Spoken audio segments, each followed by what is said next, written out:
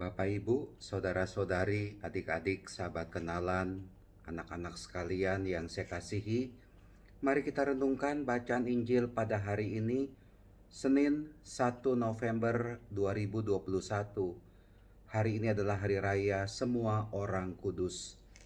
Kita bersyukur bahwa gereja memiliki banyak orang kudus yang menjadi tanda bahwa gereja itu selalu berada dalam situasi keadaan yang kudus, yang suci, dan banyak orang yang menampilkan dirinya sebagai pelayan yang tangguh, sebagai pengikut Kristus yang setia, sebagai orang yang mau berkorban demi kerajaan Allah, dan mereka adalah para kudus.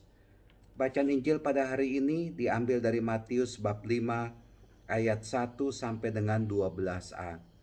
Sabda Tuhan Yesus di sebuah bukit yang mengatakan, berbahagialah mereka. Mari kita lihat beberapa hal yang baik kita renungkan di sini. Dalam sabda bahagia Tuhan Yesus, pertama-tama ia mengatakan demikian, berbahagialah orang yang miskin di hadapan Allah, karena merekalah yang empunya kerajaan surga. Miskin di hadapan Allah artinya selalu mengandalkan Tuhan dalam hidup ini. Dia selalu menyerahkan dirinya kepada Tuhan, dituntun, dikuasai oleh Tuhan. Apakah kita sudah menyerahkan diri kita ke dalam tangan Tuhan? Ataukah kita masih begitu terikat oleh hal-hal duniawi, godaan duniawi, kekayaan duniawi yang membuat kita tidak bisa dekat dengan Tuhan, bahkan juga tidak bisa membuat kita dekat dengan sesama. Harta duniawi, kekayaan duniawi, silakan saja bila kita memilikinya, tetapi perlu kita waspadai. Kalimat Tuhan Yesus yang selanjutnya adalah, berbahagialah orang yang lemah lembut. Lemah lembut, ya.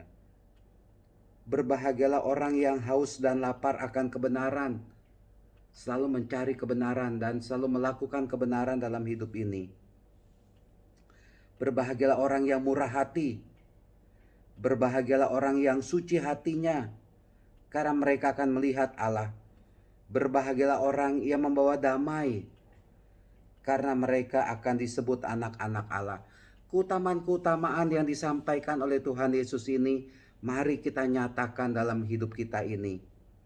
Mari kita sungguh mau menjadi orang yang selalu lemah lembut kepada orang lain, tidak menunjukkan power kekuatan kita kepada orang lain untuk menekan orang lain, tapi bisa berbuat kasih kepada orang lain, lemah lembut terhadap sesama. Kita selalu mau melakukan kebenaran. Selalu yang kita tuju adalah bagaimana saya bisa menjadi orang yang benar itu. Jangan melulu jatuh dalam dosa, dalam kejahatan. Jangan menjadi orang yang jahat kepada sesama, orang yang selalu mengikuti godaan-godaan si setan itu. Tapi yang mau kita lakukan adalah kebenaran dalam hidup ini. Berperilaku sebagai pengikut Kristus. Berbahagialah orang yang membawa damai.